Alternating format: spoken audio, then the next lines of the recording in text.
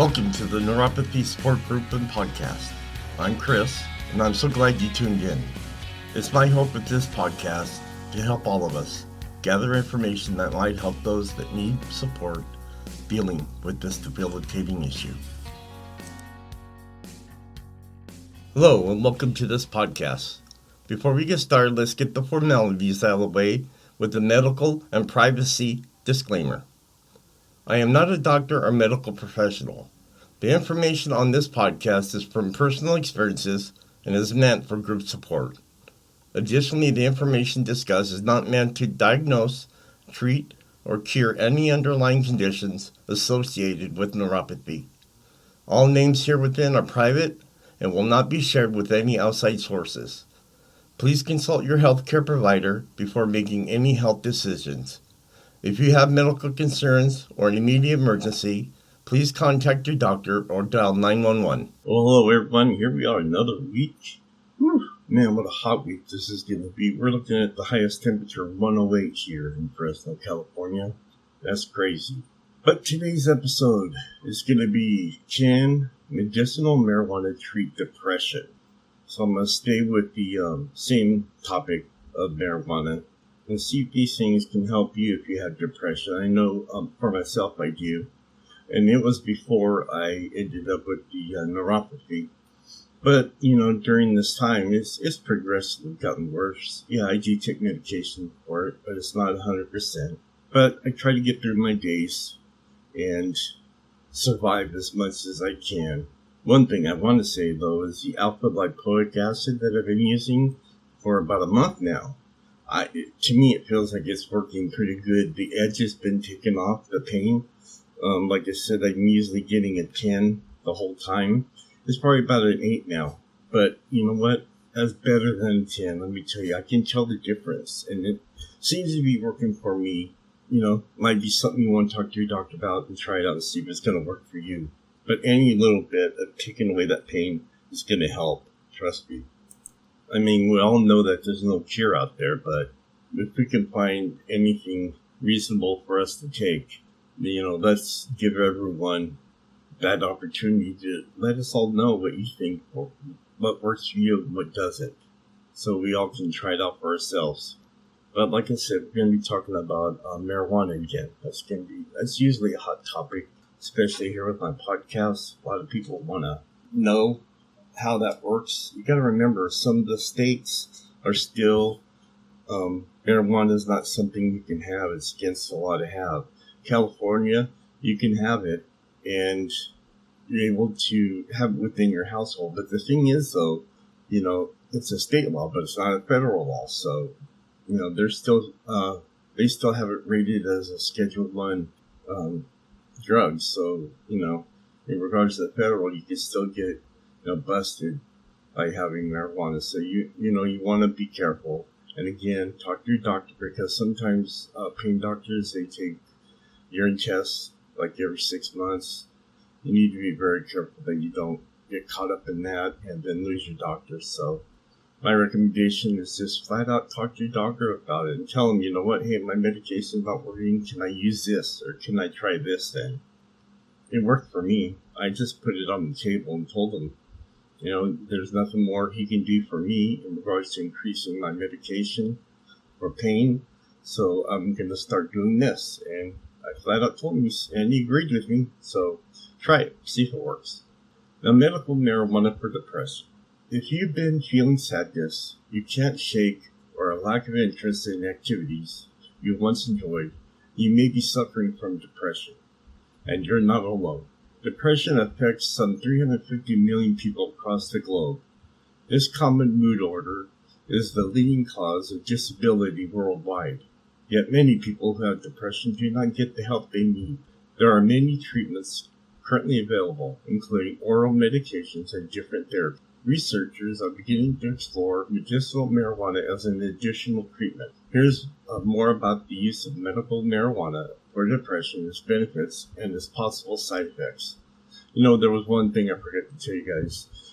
In order for me to set up my podcast episodes to get paid from monetization, not through you guys, but through different companies, I have to run my episodes at least 25 minutes long. So some of these episodes might be doubled up in regards to, I may speak about two different subjects. So I just want you guys to be aware of that.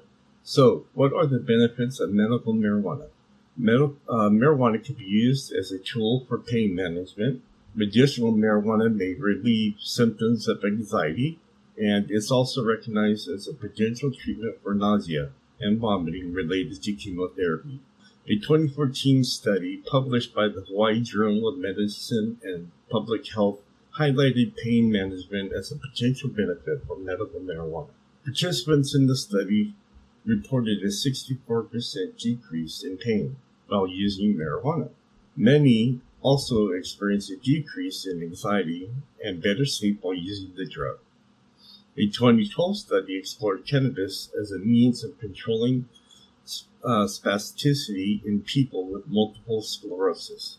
On average, participants had about 30% less spasticity while using this treatment. Other potential benefits include relief from involuntary movements associated with movement disorders, nausea, particularly from chemotherapy, sleep disorders, and HIV-related weight loss. Research is still ongoing in these areas to determine the short and long-term effects of use. The evaluation of medical marijuana for depression is still in its early stages. Right now, researchers share that possible benefits include restoration of normal endocannabinoid function and mood stabilization. Scientists at the University at Buffalo have begun looking into medicinal marijuana as a possible treatment for depression caused by chronic stress. The school's research institute on addictions has been focusing specifically on brain chemicals called endocannabinoids. These are naturally produced chemical compounds. They play a role in motor control, cognition, emotions, and behavior. They also have a chemical makeup similar to that of cannabis. The scientists have performed their studies on animals and not on humans, yet they have discovered that chronic stress may suppress the brain's production of the cannabinoids. They found that this can lead to depression-like behavior. Introducing cannabis into the system may help restore normal levels of function. This may ease symptoms of depression. More studies are needed to assess the true benefits and disadvantages of marijuana as a potential therapy for people with depression. So here's some of the risks and warnings. Side effects may vary depending on the method of consumption. Views are mixed on whether marijuana can lead to depression or treat depression. And finally, marijuana use may trigger schizophrenia or psychosis in people at higher risk of these conditions. However, research isn't conclusive. In the groups surveyed by marijuana usage for chronic pain, 71% didn't report any significant side effects.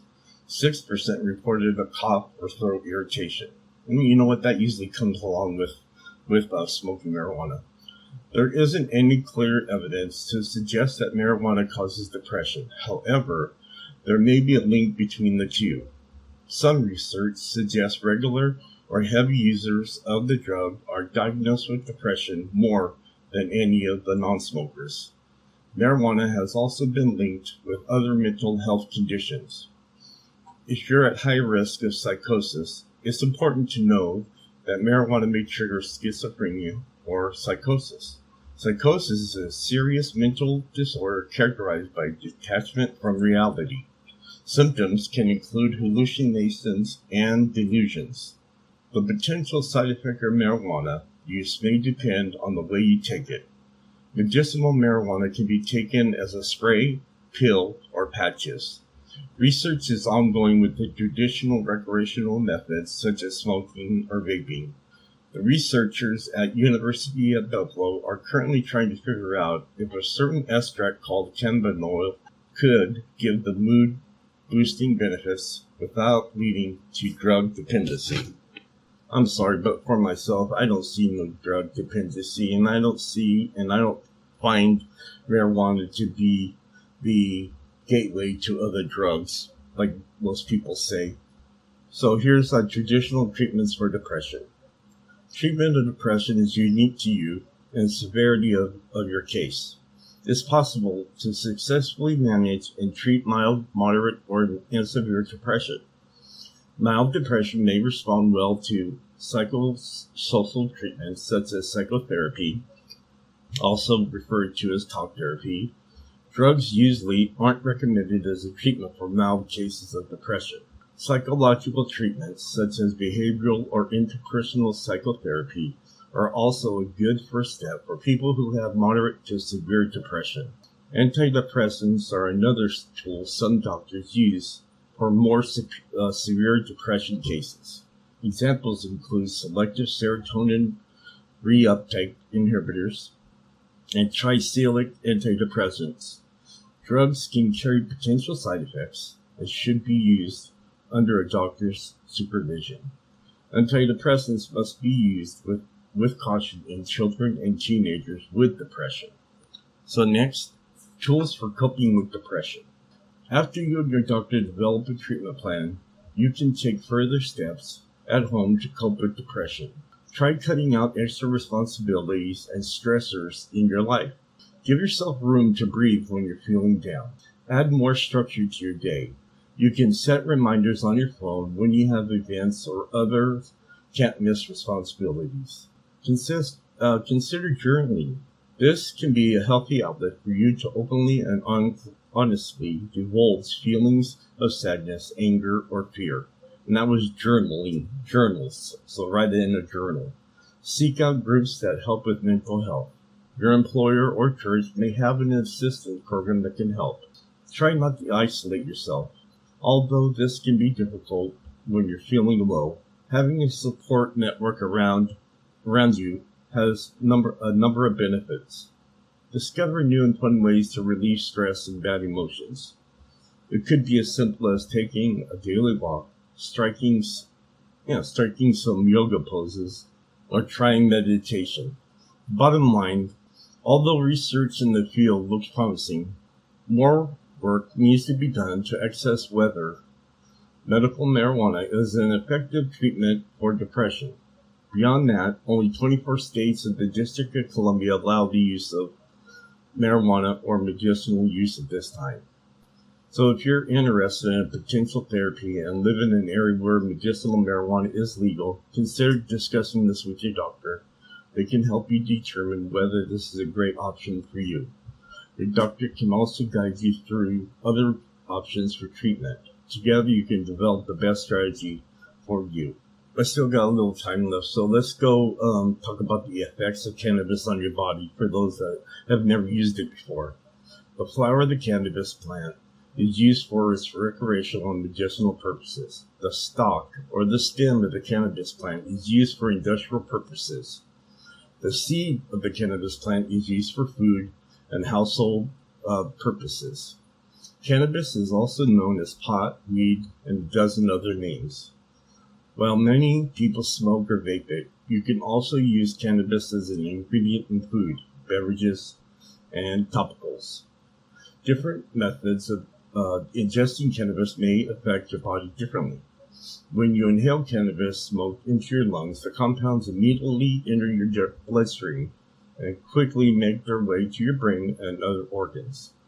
The effects may onset within seconds to minutes. Usually with me it takes minutes. Mine aren't really quick. When you eat or drink cannabis-containing products, the compounds need to first pass through your digestive system and liver before reaching your bloodstream. The effects may be onset within minutes to hours. There's an ongoing debate around the effects of cannabis on the body. People report various physical and psychological effects, from harm and discomfort to pain and relief and relaxation. Cannabinoids are the active ingredients in cannabis. They're found nowhere else in nature. THC is responsible for the intoxicating effects of cannabis. It also has potential medicinal effects for conditions such as pain, nausea, reduced appetite, and insomnia. CBD is non-intoxicating. It has potential medicinal effects for conditions such as epilepsy and anxiety. However, there's not much we know about THC and CBD. While the National Institutes of Health has funded research into the possible medicinal uses of THC and CBD, research is incredibly difficult and slow due to the federal prohibition and classification of cannabis as a Schedule I drug, and there are more than 100 unique cannabinoids in cannabis. Science has only scratched the surface of what these other cannabinoids can do. In recent years, the medicinal properties of cannabis have gained public acceptance. As of March 2021, 36 states, plus the District of Columbia, have legalized cannabis for recreational or medicinal use. And I think there's a lot more than that. Let me see when this came out here. This report I have here that I'm looking over, I think it was 2010, I think it said. So, this is kind of old. So there's a lot more information out there right now, and I think some more states have also said yes to it. So, you need to find out what the laws are in your area before trying to get any of this cannabis-related products. And real quick, how cannabis affects the body. Memory problems. THC changes the way a part of your brain called the hippocampus processes information, so it can affect your ability to form new memories. It also has a dopamine release. Cannabis triggers the release of dopamine in the brain, triggering feelings of euphoria and potentially heightening your sensory perception. Slowed reaction time. Cannabis may alter your balance, coordination, and reflex response. This could affect things such as your ability to drive. Impaired judgment. THC alters the way you process information, so your judgment may be impaired. You also get a weakened immune system, glaucoma relief, respiratory effects, effects on digestion, effects during pregnancy, effects on circulation, and finally effects on pain relief. Cannabis may temporarily help relieve pain and inflammation in the body, and it helps me for a short period of time. But this article that I'm using right now, again, it'll be posted in my Facebook page, Neuropathy Support Group and Podcasts, and so you'll be able to view it there. But what I want you to do is read the whole article. I mean, it keeps on going. It talks about different other subjects, in regards to marijuana, where it says, it also says marijuana detox, what you should know about it. There's also a section on, is smoking weed good or bad for erectile dysfunction? And the last one down here is marijuana abuse and addiction. So there's so many more articles on marijuana that you could go over. But, just take the time, look them over. And again, if you're considering using it, check with your doctor. All right. Well, that finishes this week's episode. I want to thank you all again for being part of my show here and being part of your show, because this is all for us. All of us that deal with some type of pain. We're all trying to find ways to relieve our pain. I know there's no cure, but there are things that can help us a little bit during the day. Get out there and enjoy the summer. Summer's almost done. Enjoy this weather. Here in Fresno, it's going to be over 110, so I'm not going to enjoy it very much, but I have a pool. I'm going to jump into that. But until next week, all of you, take care of yourselves, and I'll see you next week. Bye. As we come to a close, it's my hope this podcast and other sources, such as product reviews that I have discussed today, can better our lives and give us some relief dealing with neuropathy. This episode, plus others, are posted every Monday on Facebook, Twitter, Instagram, iTunes, Spotify, and Stitcher. And finally, whatever life throws at you, even if it hurts you, just be strong and fight through it. Remember, strong walls shake, but never collapse. Talk to you next Monday.